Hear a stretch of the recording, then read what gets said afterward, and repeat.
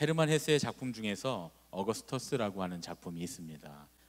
이 소설의 얘기는 제가 아기들이 이제 돌을 맞이하면 돌 축하 예배를 드리러, 감사 예배를 드리러 갔을 때 꼭 전하는 그런 얘기입니다. 결혼을 하고 한참이 지났는데도 아기를 못 낳는 그런 부부가 있었어요. 아기를 갖게 해달라고 오랫동안 기도하던 중에 아들을 낳게 됩니다. 부부가 이 아들의 이름을 어거스터스라고 그렇게 이름을 짓습니다. 그런데 이 어거스터스가 태어나기 얼마 전에 신비롭게 생긴 노인 하나가 밤중에 그 어거스터스의 어머니에게 나타나서 말을 합니다. 당신의 아들을 위해서 한 가지 소원을 빌어보라고, 그 소원은 꼭 이루어질 것이라고 그렇게 이야기해 줍니다. 이 어거스터스의 어머니가 곰곰이 생각하다가 이 아이가 자라면서 모든 사람들에게 사랑을 받는 그런 아이로 자라게 해주세요. 그것이 소원입니다. 이렇게 얘기합니다.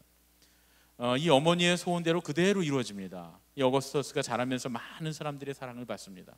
집에서는 부모님의 사랑, 학교에 다니면서부터는 선생님의 사랑, 친구들의 사랑, 이웃들의 사랑을 받습니다. 그런데 행복하지 않은 거예요.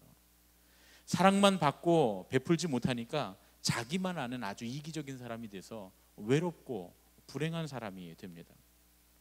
이 어거스터스가 노인이 됐을 때 이제 그 주변에는 사람들이 하나도 남아있지 않습니다. 외롭고 비참하게 인생의 황혼을 맞고 있었는데 그런 그에게 밤에 노인이 또 나타납니다. 당신의 삶에 만족합니까? 어거스터스가 고개를 설레설레 흔듭니다. 그러니까 그 노인이 다시 묻습니다. 지금 당신이 말하는 소원 한 가지가 이루어질 겁니다. 당신의 소원은 무엇입니까? 그랬더니 이 외로운 노인 어거스터스는 주저하지 않고 이렇게 말합니다. 모든 사람들에게 사랑을 받으며 사는 사람 말고 모든 사람들을 사랑하면서 사는 사람이 되는 것이 나의 소원입니다. 유명한 헤르만 헤세의 어거스터스라고 하는 그런 소설의 내용입니다. 어제 제가 설교를 준비하면서 인생의 주인공이라고 하는 말을 검색해 보니까 검색되는 내용들이 대부분 내 인생의 주인공은 나, 이런 제목입니다. 또 재미있는 건 그 제목으로 말을 하는 영상의 대부분이 스님들이 하는 얘기예요. 스님들이, 불교의 스님들이, 또 명상가들이 그렇게 얘기해 줍니다. 당신 인생의 주인공은 바로 당신입니다. 이렇게 이야기를 해 줍니다. 세상의 종교인들과 명상가들은 인생의 주인공은 바로 당신이다, 이렇게 말을 합니다. 그런데 그건 사실이 아닙니다. 물론 우리가 우리 인생을 책임 있게 살아야 되는 건 맞지만 우리 인생의 주인공이 우리라고 생각하는 건 착각입니다. 그렇게 착각하고 살다가 우리는 소설의 주인공인 어거스터스처럼 후회가 가득한 인생을 살게 될 수도 있습니다. 우리 인생의 주인공이 우리가 아닌 이유는 굉장히 많습니다. 그 중에 가장 큰 이유는 우리 스스로가 우리 인생에 대한 책임을 질 수 없다는 데 있어요. 이 거짓 신들의 전쟁인 저자인 카일 아이들먼 목사님이 자기가 직접 경험했던 일을 한 가지 이야기를 해주면서 이제 우리에게 그 이유를 말해줍니다. 카일 아이들먼의 목사님의 친구가 집을 비우게 됐는데 그 집에는 아주 좋은 수영장이 있었어요. 그러니까 그 아이들이, 카일 아이들먼의 목사님의 아이들이 너무 들떴어요. 그 좋은 수영장에 가서 이제 수영을 하면 물놀이를 해야 되겠다. 이제 그리고 그 집에 가서 며칠을 머물게 됩니다. 그런데 수영장을 가만히 목사님 살펴보니까 물이 조금씩 줄어들고 있는 거예요. 그래서 아들 물안경을 쓰고서 급하게 수영장 밑으로 들어가 봅니다. 들어갔더니 수영장 바닥에 연필 하나 굵기만한 조그만 구멍이 나 있는 거예요. 그리로 물이 조금씩 새 나가고 있는 겁니다. 그래서 얼른 달려가서 그 수영장 공사하는 공사업자에게 어떻게 저거 고칠 수 있냐 그러니까 이렇게 패치랑 그 물속에서 붙일 수 있는 본드를 줍니다. 그래서 이렇게 패치랑 본드를 받아갖고 와서 수경을 쓰고 들어가 봤더니 이 패치로 붙일 수 없을 만큼 구멍이 커져 있는 거예요. 그래서 안 되겠다 그리고 수건을, 이제 큰 물 닦는 큰 수건 있잖아요. 큰 수건을 가지고 와서 그걸로 틀어 막으려고 이제 가지러 갔다가 다시 물 속에 들어가니까 이번엔 더 커져서 아예 이번엔 목사님이 빨려 들어갈 뻔합니다. 아주 위험하죠. 그걸 빨려 들어가면 큰일 나잖아요. 그 아주 위험한데 가까스로 몸에 하나서 딱 나왔더니 그만 수영장이 다 터져갖고 물이 전부 다 빠져버리고 맙니다. 수영장이 아예 폭삭 터져버리고 맙니다. 그 옆에 있던 아이들이, 그 딸아이가 막 울더라는 거예요. 물놀이 하려고 기대하고 있었는데 수영장이 터져버렸잖아요. 카일 아이들먼 목사님은 이게 바로 나라고 하는 신을 섬길 때 우리가 겪게 되는 일이다, 이렇게 말을 해줍니다. 여러분, 요한복음 4장에 보면 사마리아 우물가에서 한 여인이 예수님을 만나는 장면이 나옵니다. 이미 5명의 남편이 있었고 6번째 남자와 살고 있지만 심지어 그 6번째 남자도 자기 남편이 아닌 다른 여자의 남편과 살고 있었습니다. 이 요한복음에 나오는 이 사마리아 우물가의 여인은 자기 인생의 소망이 되어줄 누군가 혹은 무엇인가를 아주 필사적으로 찾고 있었습니다. 하지만 자기 인생의 행복들이 마치 터져버린 수양정처럼 커다란 구멍 속으로 다 자기 인생의 행복들이 사라져버리는 그런 경험들을 합니다. 그럴 때마다 그녀가 할 수 있는 건 아무것도 없었습니다. 그저 손을 놓고 바라볼 수밖에 없었다, 그런 얘기죠. 어쩌면 이 사마리아 우물가의 여인은 자기가 자기 인생의 주인공이라고 생각했던 것 같아요. 그래서 자기 인생의 행복, 그 인생의 생명수는 자기 인생의 우물에서 자기 스스로가 길어 올리는 것이라고 착각하며 살고 있었던 것 같습니다. 그래서 매번 실패합니다. 5명의 남자를 만났지만 실패했고 6번째 남자를 만났지만 채워지지 않는 갈증으로 목말라 하고 있었습니다. 그때 예수님께서 내가 누군지 알았더라면 나한테 물을 달라고 했을 텐데 하시면서 주님이 안타까워하십니다. 그리고 내가 주는 물을 마시면 영원히 목마름을 해소할 수 있다, 이렇게 주님께서 말씀해 주십니다. 그냥 물 마시는 얘기가 아니라는 것을 우리는 이 말씀을 읽으면 다 누구나 알 수 있습니다. 이 여인의 갈증, 그 근원적인 갈증, 5명이나 되는 남편을 지나면서 6번째 남자를 만나 같이 살고 있지만 그 채워지지 못하는 그 갈증은 예수님만이 채워주실 수 있다, 이렇게 말씀하시는 겁니다. 여러분, 우리가 정작 우리 인생의 행복들을 다 놓쳐버리는 이유가 뭘까? 그건 우리 스스로가 그 행복을 붙잡을 수 있다고 착각하기 때문입니다. 우리는 우리 인생의 복이 무엇인가, 그것을 우리 스스로 설정해놔요. 내가 이걸 가지게 되면 이게 행복할 거야, 내가 이걸 얻게 되면 행복할 거야, 이렇게 되면 행복할 거야, 거기에 가면 행복할 거야 라고 생각합니다. 그리고 그걸 이루면 복된 인생이 될 거라고 착각합니다. 오늘 우리가 읽은 말씀, 아담과 하와도 마찬가지였어요. 하나님처럼 되는 것, 그게 무슨 의미인지를 전혀 모르면서 하나님처럼 된다고 하는 것이, 하나님처럼 선악을 안다고 하는 것이 무엇인지, 그게 의미하는 게 무엇인지 전혀 모르면서 그저 하나님처럼 되면 좋은 건 줄 알고 선악을 알게 하는 나무의 열매를 따먹습니다. 여러분, 우리는 이런 실수를 많이 해요. 그게 뭔지도 모르면서 좋아 보이고 남들이 좋다고 하니까 결국 꼭대기에 올라가면 떨어지는 일밖에 없는데도 불구하고 키를 쓰고 거기에 올라가려고 애를 쓰고 그것을 잡으려고 애를 씁니다. 그러나 결국 그것을 잡아도 아무것도 없을 뿐만 아니라 더 나쁜 것이 되는 경우가 많이 있습니다. 아담과 하와도 자기들에게 진짜 좋은 것은 선악을 알게 하는 나무의 열매를 따먹는 것이 아니라, 그들에게 진짜 참된 복은 하나님처럼 되는 것이 아니라 하나님의 말씀을 따르는 것이었어요. 하나님의 뜻을 따르는 것, 그것이 그들에게 진짜 복이었습니다. 우리가 요즘 묵상하고 있는 신명기에 가장 많이 나오는 말씀 중 하나가 뭡니까? 들으라라는 말씀입니다. 들어라. 하나님께서는 나의 음성을 듣고 내 입의 말씀을 듣고 내 명령을 들어라, 이렇게 말씀하십니다. 그리고 그 명령과 그 규례와 그 명령을 듣고 따르라고, 그 말씀을 듣고 따르라고, 주님의 뜻대로 살라고 그렇게 말씀하십니다. 그리고 그렇게 하는 것이 복이다라고 우리에게 말씀하십니다. 신명기 4장 40절 말씀, 우리가 며칠 전에 읽었던 말씀인데 우리 함께 읽어보겠습니다. 시작. 오늘 내가 내게 명령하는 여호와의 규례와 명령을 지키라. 너와 내 후손이 복을 받아 내 하나님 여호와께서 내게 주시는 땅에서 한없이 오래 살리라. 할렐루야. 뭐가 복입니까? 어떻게 할 때 복이 온다고요? 하나님의 말씀과 명령과 규례를 따를 때, 그것을 듣고 따를 때 그것이 우리에게 영원한 복이 되는데, 우리에게뿐만 아니라 우리 자손에게까지 영원한 복이 된다, 그런 말씀입니다. 주님께서는 모세를 통해서 끊임없이 누누이 강조하십니다. 네 뜻대로 하지 말고 내 뜻대로 살라고 말이죠. 네 뜻대로 살지 말고 내 뜻대로 살아라, 이렇게 말씀합니다. 인생의 큰 산들을 넘어갈 때, 우리 인생의 어려운 시기들을 겪을 때 우리가 주로 많이 읽을 때 위로가 되는 말씀이 있습니다. 그게 바로 시편의 말씀입니다.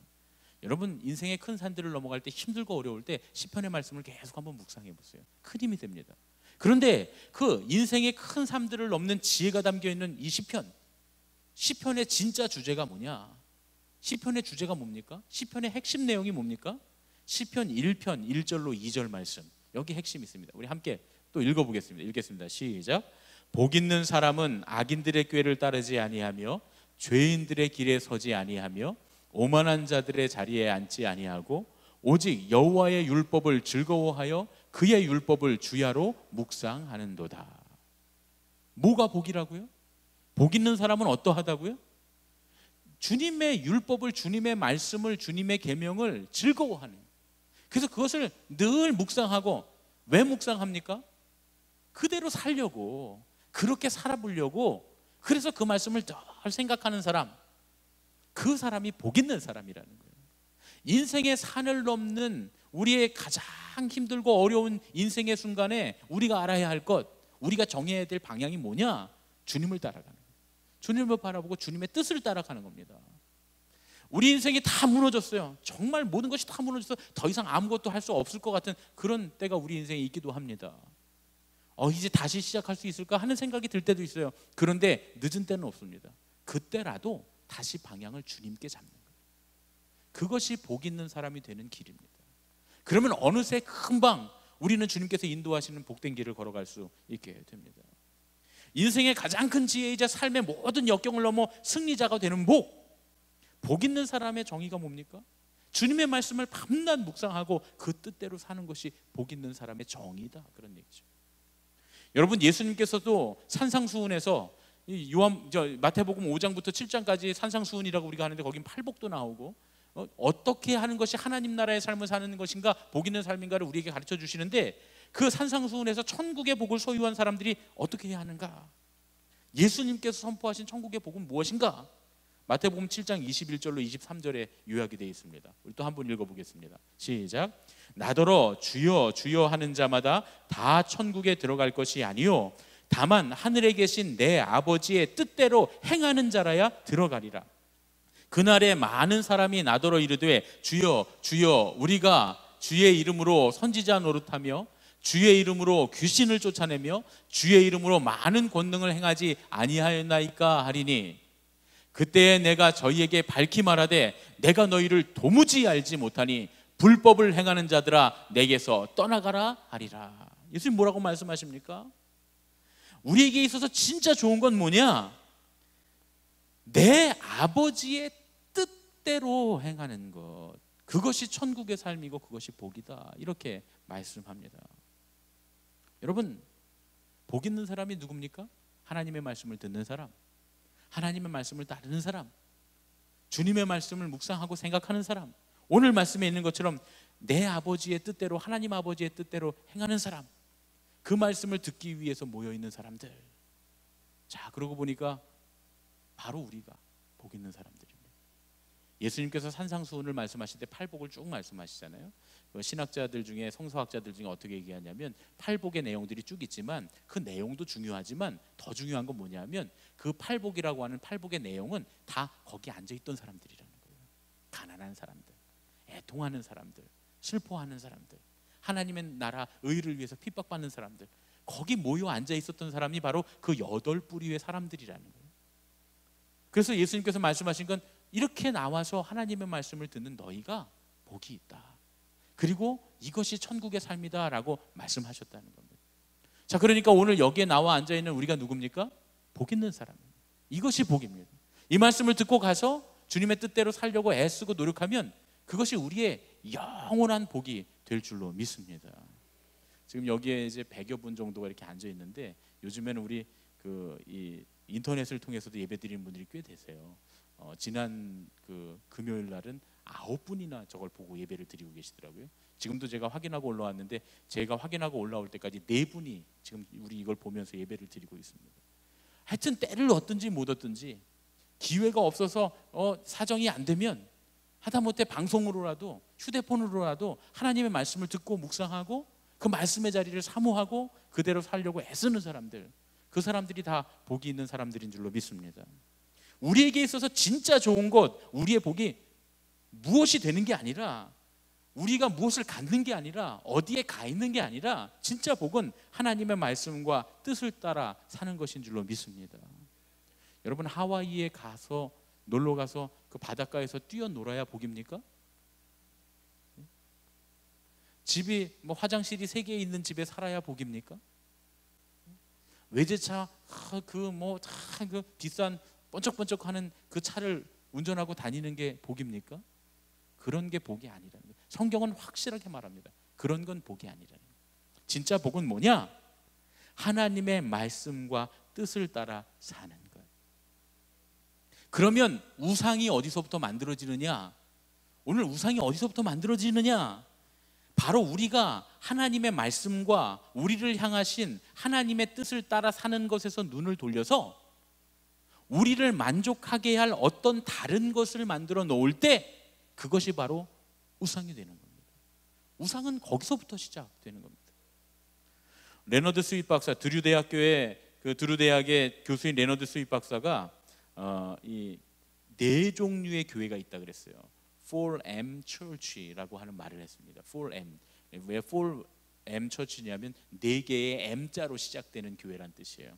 4가지 종류의 교회가 있는데, 첫 번째는 미션 철치, 선교적인 교회. 이게 원래 교회라는 거예요. 원래 예수님께서 만드신 교회, 하나님께서 우리에게 주신 교회라는 거예요. 가장 바람직하고 본질적인 교회의 모델입니다. 모든 일을 복음을 전하기 위해서, 모든 예배와 우리의 모든 모임과 우리가 신앙생활하는 모든 방향이 하나님께 영광을 돌리고 하나님의 영광을 나타내고 세상 가운데 하나님을 정하는 복음 전하기 위한 선교적인 교회, 주님의 나라를 확장하는 일, 주님이 어떤 분이신가를 사람들에게, 세상에 소개하는 일을 가장 우선적으로 하는 교회가 바로 미션 처치다, 이렇게 말했습니다. 그래서 이 사람들은 예배를 드릴 때도 하나님께서 어떻게 누군가에게 주님의 복음을 전할까, 주님의 말씀을 전할까. 그래서 이런 교회는 새 신자가 오면 믿는 사람들이 다 자리를 비켜주고 좋은 자리를 내줍니다.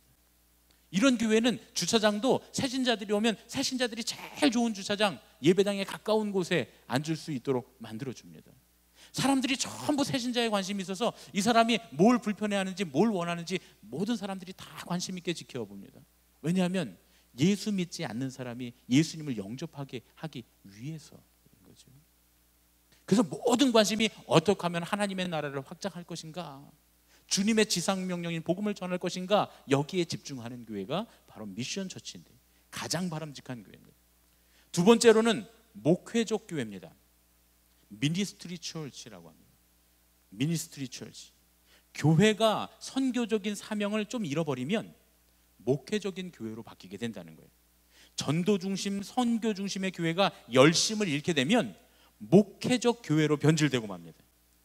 그래서 성도들은 더 이상 복음을 전하지 않고, 목사도 더 이상 복음을 전해야 한다고 설교하지 않습니다. 목회자나 교인들이 영혼 살리는 일과 복음 전하는 일에 관심이 없게 되고 그냥 사역 중심, 맨날 교인들 신방만 하고 돌아다니면서 밥이나 먹고, 행정 중심, 행사 중심, 이런 교회로 바뀌게 된다는 거예요. 이게 바로 미니스트리 처치입니다. 교회가 좀 타락한 겁니다. 세 번째는 현상 유지적인 교회, 메인테넌스 처치. 목회적 교회에서 좀 더 나쁜 방향으로 변질되면, 더 타락하면 현상 유지적인 교회가 된다고 말해요.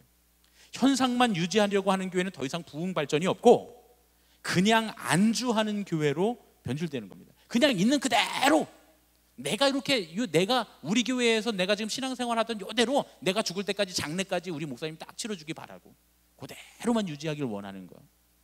복지부동하고 모든 게 다 귀찮아요. 바뀌는 건 다 싫어요. 형식만 남아, 내가 원하는 형식만 딱 남아서 껍데기만 있는 교회로 변질된다는 거예요.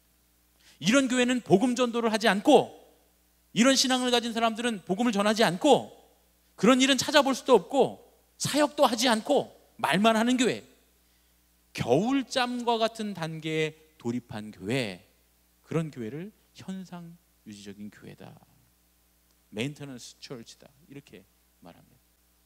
그리고 마지막으로 교회가 가장 타락했을 때 박물관 교회가 됩니다. 뮤지엄 처치.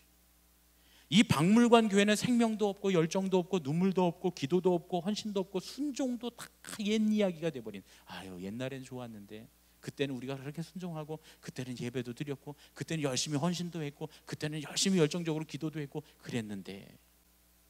여러분, 박물관에 뭐가 있습니까? 썩은 미라만 있습니다. 마찬가지로 박물관 교회에는 미라 같은, 썩은 미라 같은 성도들이 가득 차요. 죽어있는 교회. 형상은 갖고 있지만, 형태는 갖고 있지만 이미 죽어버린 성도들, 영원히 죽어버린 성도들만 미라처럼 나와 앉아있는 그런 교회, 그것이 박물관 교회입니다. 그런데 교회가 선교적 교회에서 박물관 교회로 변하는 가장 큰 이유가 뭘까요? 왜 그렇게 변할까요? 그건 교회를 향하신 하나님의 목적을 조금씩 잃어버리고 우리가 교회에 와서 자꾸 내 만족을 추구하기 때문입니다. 어떻게 하면 하나님의 뜻을 따를까?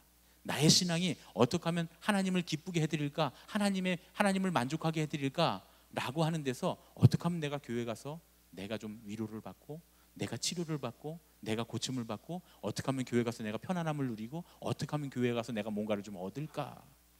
라는 생각으로 바뀔 때 하나님의 목적을 잃어버리고 내 만족과 나의 유익을 추구하기 때문에 교회가 선교적 교회에서 박물관 교회로 바뀌게 된다는 것입니다.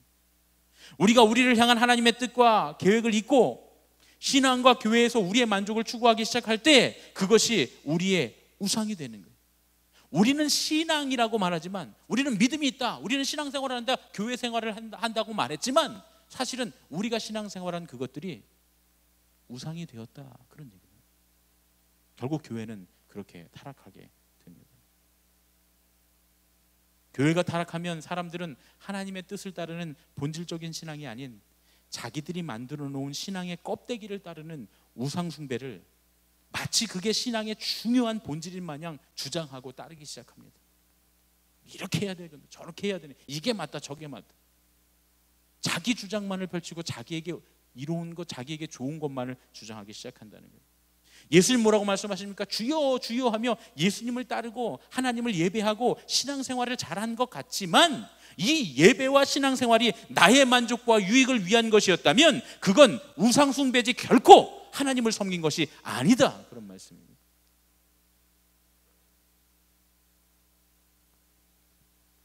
지금 우리의 신앙은 진정으로 하나님을 섬기기 위한 것인가? 아니면 우리는 지금 우리의 신앙을 우상 삼고 있는가? 심각하게 이 질문에 대답해 봐야 합니다. 사람들이 흔히 출애굽의 과정을 신들의 전쟁으로 묘사합니다. 그래서 제가 처음에 보여드렸던 그 영화 제목도 신들과 왕들, 그런 제목입니다. 엑소더스, 신들과 왕들. 그런데 지난 주일에 우리가 성경 공부 시간에, 성경 공부하신 분들 계시죠? 출애굽기를 공부하면서 배운 게 하나 있습니다. 우리가 지금 말하고 있는 신들의 전쟁은 없다는 거예요. 신들의 전쟁은 없습니다. 왜냐하면 출애굽 사건은 이집트인들의 압제 밑에서 고난받는 이스라엘 사람들의 부르짖는 소리를 듣고 그들을 해방시키신 하나님의 선하신 싸움이었기 때문이에요. 그런데 그건 하나님과 다른 신들의 전쟁이 아니었습니다. 왜냐하면 다른 신들이란 건 다 인간들이 허구로 만들어낸 것이기 때문에, 생명이 없는 허상이기 때문에 하나님의 싸움의 대상이 될 수가 없습니다. 그럼 하나님은 신들이 아닌 뭐랑 싸우셨느냐? 하나님은 인간들이 만들어낸 모든 악과 싸우셨다는 거예요. 사람들이 만들어낸 신격화된 권력. 아까 우리 그 광고, 영화 광고 보면 다 누가 너한테 그런 얘기했냐? 그러니까 모세가 God, 하나님, 그러니까 그 바로가 막 그러잖아요. 내가 하나님이야, 내가 하나님이야, 막 소리 지르잖아요. 그렇죠, 여러분? 보셨죠? 그렇게 얘기하잖아요. 절대화된 폭력. 질서처럼 굳어진 학대, 착취, 이런 것들을 대상으로 하나님이 싸우신 겁니다. 다시 말하면 거짓 신들은 모두 다 우리가 만들어낸, 나의 만족과 나의 유익을 위해서 내가 만들어낸 악이었다, 그런 얘기입니다. 하나님의 말씀과 뜻을 따르지 않기 위해서, 내 편의와 나의 만족을 위해서 내가 만들어낸 모든 하나님의 말씀이 아닌 다른 가치들, 그것들이 거짓 신들이다, 그런 말씀입니다. 하나님은 인간들이 만들어낸 악과 싸우시되 선한 싸움을 싸우시고 선으로 악을 이기십니다. 이집트의 바로 왕을 심판하실 때 어떻게 하세요? 다른 그 힘 있는 왕을 세워서 이집트 왕을 심판하십니까? 아니에요. 이집트의 왕을 심판할 때 다른 권력이나 더 큰 폭력으로 하지 않으세요. 그들이 스스로 신으로 삼았던 것들에게 10번의 재앙을 당하게 하십니다. 그들이 지배하고 압제하던 나약하고 연약한 히브리 노예들을 통해서 수치를 당하게 하세요. 그래서 우리가 만일 하나님의 뜻을 따르는 것을 거절하고 하나님만 섬기는 일에서 돌이켜서 나의 만족과 유익을 위해서 무언가 다른 목적과 목표를 가진다면 결국 우리는 우리가 우상 삼아놓은 그것으로 인해 망하게 될 겁니다. 심지어는 우리가 신앙이라고 부르는 이 행위들조차도 우리의 만족과 유익을 위한 것이 된다면 그건 거짓신들, 우상이 되고, 우리가 평생 신앙생활을 했다고 착각해도 마지막 날엔 주님께서 내가 너를 도무지 알지 못한다 하시는 주님의 책망을 들을 수도 있습니다. 지금 우리는 진정으로 하나님을 섬기며 따르고 있는가? 아니면 우리는 우리의 신앙의 행위를 우상으로 삼고 있는가? 돌아봐야 하는 이유가 바로 여기에 있습니다. 사실 좀 부끄러운 고백이 하나 있습니다. 제가 이제 어제 우리 교구장님들하고 만나서 막 이렇게 교구에 대한 이야기도 하고 또 여러 가지 이제 이야기들을 함께 나눠서 선교에 관한 이야기도 하고 저희가 회의를 했습니다. 회의를 하면서 내일 제가 설교해야 되는데 설교 준비해야 된다고 교구장님들하고 오전 내내 1시까지 회의하고 그랬거든요. 그러니까 제가 설교 준비해야 된다고, 저 설교 너무 부담된다니까 우리 교구장님들이 막 웃으세요. 저는 설교를 대충 해도 되는 줄 아시나 봐요. 저는 막 설교가 뚝딱뚝딱 떨어지는 줄 아시나 봐요. 제가 어제 집에 11시에 들어갔습니다. 11시. 밤에 11시에 들어갔어요. 그리고 새벽에 새벽기도 나와서 여태 안 들어갔어요. 집에 계속 설교 준비하는 거예요. 힘들어요. 설교 하나 준비하는 거 여러분 쉽지 않습니다. 오태훈 목사는 말을 잘하니까 그냥 설교 다 되겠지. 천만의 말씀입니다. 열심히 설교 준비하면서 우상이 무엇인가에 대해서 묵상하고 계속 준비를 했어요. 그리고 이제 잘 준비를 해왔습니다. 그래서 이 얘기를 다 했어요. 그리고 이제 저기 앉아서 오늘 찬양을 하는데 오늘 날씨도 꾸물꾸물하고 비도 부슬부슬 내리고 그런데 자꾸 우리 유전사님 박자를 틀려. 저기 앉았는데 찬양하는데 너무 짜증이 나는 거예요. 왜 이렇게 박자를 틀려? 박자를 왜 이렇게 못 맞춰? 그러면서 막 이렇게 불평을 하면서 인상을 쓰고 찬양을 하고 있는데 여기 우리 이수연 집사님이 혼자 막 신나가고 이러면서 막 일동을 얼마나 어린아이처럼 유치부 어린이처럼 막 즐겁게 찬양을 하는데 그 얼굴을 딱 보는 순간 내 마음에 하나님의 음성이 탁 들립니다. 너 목사인데 말이지, 너 지금 나를 예배하고 있냐? 아니면 네가 지금 찬양 박자 안 맞는다고 지금 네가 좋아하는 찬양을 예배하고 있냐? 네가 지금 예배의 형식을 예배하고 있냐? 아니면 나를 찬양하고 있냐? 하나님 내 마음에 탁 들려주시더라고요. 그 이수연 집사님 찬양하는 거 보니까 저기는 진짜 정말 다 어른이 막 이렇게 하면서 막 율동하면서 찬양을 하는데 그렇게 얼굴이 기쁘고 천사 같은데 나는 저기 앉아서 목사라는 작자가 앉아갖고 박자 틀리고 박자 이러고 있으니 하나님 내 마음의 음성을 들려주시더래요. 야, 너 지금 네가 하는 설교가 뭐냐? 그 신앙의 형식이, 신앙의 모양이 진짜 신앙이 아니고 또 나를 예배해야 되는데 네가 지금 설교하는 것과 정반대로 너는 지금 예배하고 있지 않느냐 하는 주님의 음성이 들렸어요. 마음에 부딪혔어요. 이거 내가 회개해야 되겠구나. 하나님 잘못했습니다. 그러고 났는데 기뻐져요. 즐거워요. 찬양을 하는데 전도사님은 계속 박자를 틀려. 근데 괜찮아. 아무렇지도 않아요. 즐거워요. 왜냐하면 나는 내가 하나님께 찬양하는 거니까 내가 박자를 맞춰 부르면 되지 뭐. 그렇죠? 하나님은 내 찬양을 받으시는 거지. 그리고 박자를 틀리는 전도사님의 찬양도 하나님 받으실 거고 여기서 토끼처럼 뛰면서 어린아이처럼 즐거워하는 이수연 집사님 찬양도 받으실 거고 이쪽에서 또 즐겁게 찬양하는 우리 김정임 권사님 찬양도 받으실 거고, 다 앉아서 찬양하는 우리들의 찬양을 받으실 텐데 하나님 예배하는 게 뭐냐 말이죠. 오늘 나의 만족과 유익을 위해서 얻으려는 모든 우상들을 다 내려놓고 작은 것 하나라도, 정말 작은 것 하나라도 주님의 말씀과 주님의 뜻을 따르려는 그런 신앙의 본질을 회복해야 할 줄로 믿습니다. 그렇게 작은 것 하나라도 순종하고 주님을 따르는 삶을 통해서 참되신 하나님의 능력이 우리에게 체험될 줄로 믿습니다. 오늘 날씨도 안 좋고 꾸물꾸물하고 다 짜증나는 하루이지만 우리가 작은 찬양에서, 오늘 예배에서 기쁨을 찾는다면 모든 것을 다 뒤엎고 모든 것을 다 충만하게 채우는 하나님의 능력을 체험하게 될 줄로 믿습니다. 우리 이 시간에 나의 만족과 유익을 위해 이 찬양 함께 부르고 우리 결단하면서 하나님, 주님만 찬양하고 주님만 예배하고 주님의 뜻을 따라가겠습니다. 우리 함께 기도하는 시간 됐으면 좋겠습니다.